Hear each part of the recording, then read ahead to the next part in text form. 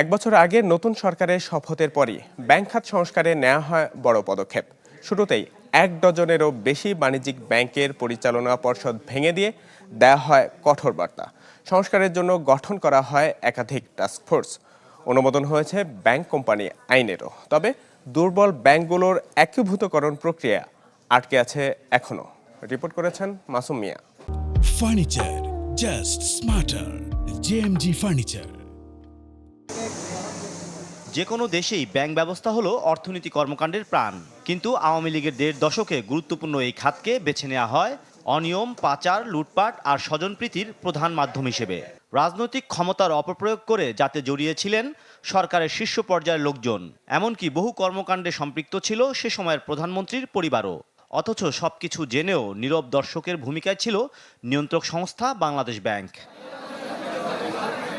অভ্যুত্থান ও আন্দোলনের মুখে আওয়ামী সরকারের সাথে অপকর্মের দায়ে পালিয়ে যান সে সময়ের গভর্নর আব্দুর রউফ তালুকদার। এরপর ভঙ্গুর ব্যবস্থাকে টেনে তুলতে সেই চেয়ারে বসেন অর্থনীতিবিদ আহসান এইচ মনসুর। দায়িত্ব নিয়েই পুনর্গঠন করেন ১৪টি দুর্বল ব্যাংকের পরিচালনা পর্ষদ।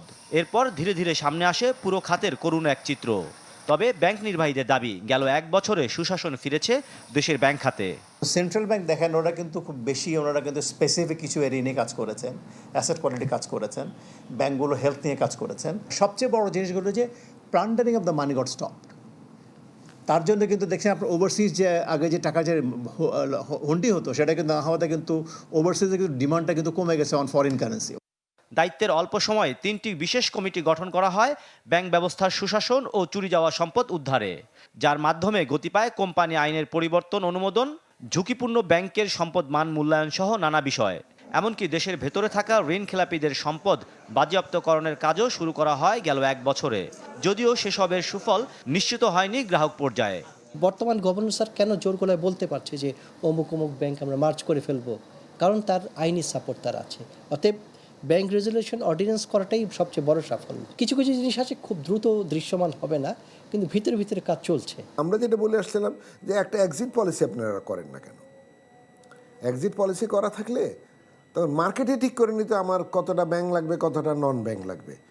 তো আমাদের ধারণা ছিল এই সময় হয়তো এক্সিট পলিসিটা হয়ে যাবে, কিন্তু এক্সিট পলিসির ব্যাপারে কিন্তু কেউ এখনও তেমন কোনো উচ্চবাচ্য করতেছে না। ব্যাংক খাতে এখন খেলাপি ঋণ ২৭%। এটি কমাতে অবশ্য জাদুকরী কোনো উদ্যোগ নেই নিয়ন্ত্রক সংস্থার হাতে। ১ বছর পেরিয়ে গেলেও ব্যাংক লুটেরাদের বিরুদ্ধে এখনও দৃশ্যমান আইনি ব্যবস্থা নেওয়া হয়নি। নিয়ন্ত্রক সংস্থার অসাধু কর্মকর্তাদের বিরুদ্ধেও নেওয়া হয়নি ব্যবস্থা।